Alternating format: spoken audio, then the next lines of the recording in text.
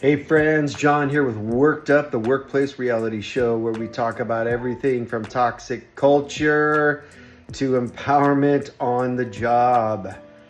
So I want to talk to you today about why I hired a Black woman to be my director of nursing in a senior living community. Now, all you senior living peeps, listen up. I've been doing senior living for a long time as an executive director, regional ops trainer, community director, you name it. And I've done everything from cleaning up the poo on the floor to overseeing hundreds of employees. So I have a little bit of experience. You don't know everything in the industry. You learn something new every day, and you know what I'm talking about if you are in senior living. So let's talk about it. The reason I hired a Black woman as a white man is because I don't see color. Now that may find it interesting in your soul hearing that from a white man if you are of any other shade, because the reason I bring this up is interesting, because I had the same feedback from this director of nursing. Her name's Angela, by the way. Amazing nurse, amazing CNA, amazing director. I hired her. She sat in my office, and we just started talking story, and we were relating on many levels. She had common sense, intelligence. She knew how to be a nurse and give care because she was a CNA for like 25 years. And she had always wanted to be a director, and no one would give her a shot. And here I come, this bald white bruh, coming in onto the scene, and I said, look, everything looks good on paper, but I'm going to take this resume and set it to the side because I want to get to know you. This is the key. Managers, listen up. This is what this show is about as well. It's about management, upper management, executives, owners, CEOs. I really feel like the whole recruiting process is being reinvented because it needs to. When we're coming into the new era and the new consciousness that we are entering into fast and furious, there needs to be a swift change in this area. And by the way, a lot of the way we've structured business and institutions and career ideology, the workplace setting, a lot of that old egoic activity is dissolving because it doesn't serve us to our higher good of where we are headed, where we are now.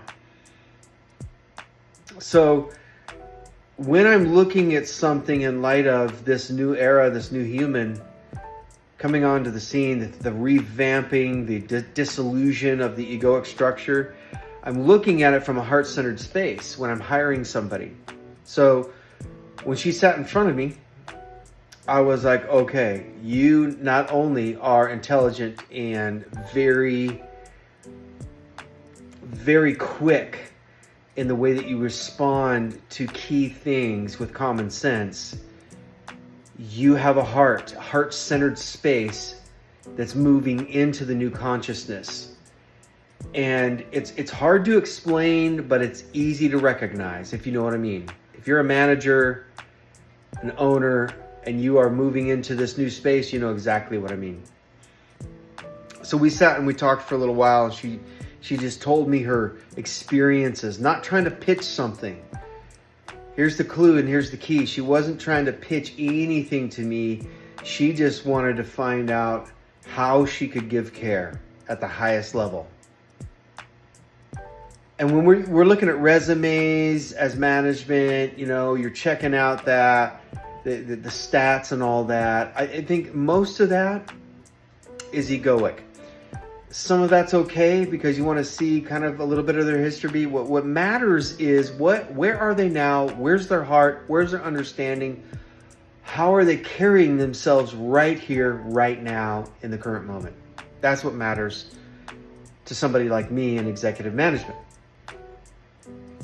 So we had this great conversation, and I just knew, because as a man, men, please hear me on this. As a man, I don't care. It's not about color. As a man, I'm in my heart-centered space.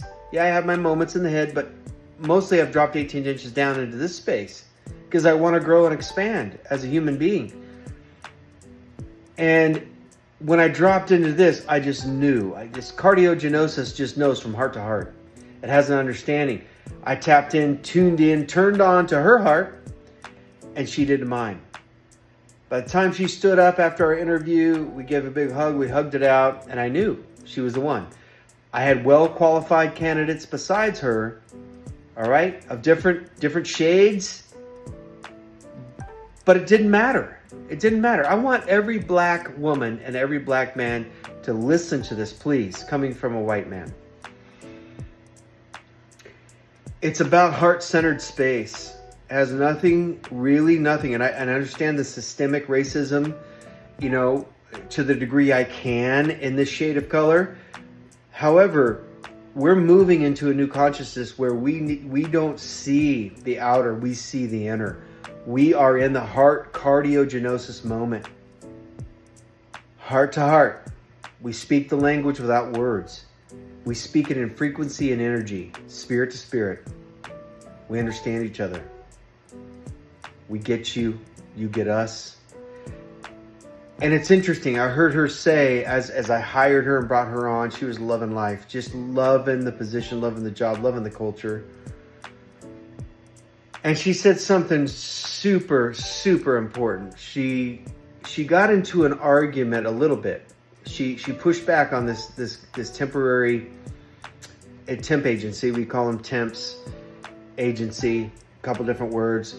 Came in, he was a CNA. We needed to call him in because, if you're in senior living, you understand this. There's a lot of shortage of good workers. So you call agency. He came in, he's a black man, and he had this attitude. He just came in, his pants sagging down to his ankles, and came in with this attitude. He's like, "Who are you?" to Angela, the director of nursing. And she goes, "Excuse me? I'm the director of nursing. I'm your boss."